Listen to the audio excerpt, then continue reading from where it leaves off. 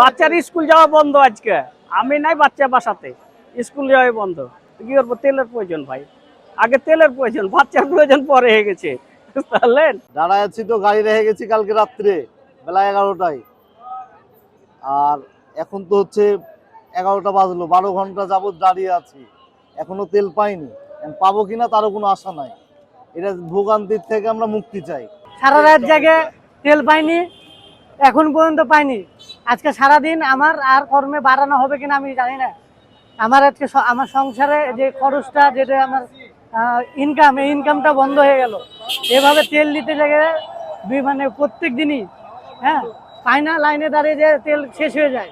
এবং প্রত্যেক দিনই আমি মানে মানে ইনকামের দিকে আমি অনেক পিছিয়ে যাচ্ছি এবং আমার ইনকাম আস্তে আস্তে বন্ধ হয়ে যাচ্ছে। আমরা ঠিক মতো চাকরি স্থলে যেতে পারছি না, এবং সেখানে যেতে না পারাতে অফিসিয়াল একটা চাপ আছে।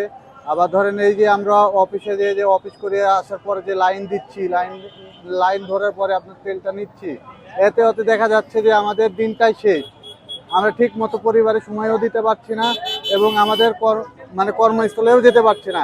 এই সংকট কাটানোর জন্য অতি দ্রুত সরকার পক্ষ থেকে কোনো পদক্ষেপ নেওয়া উচিত।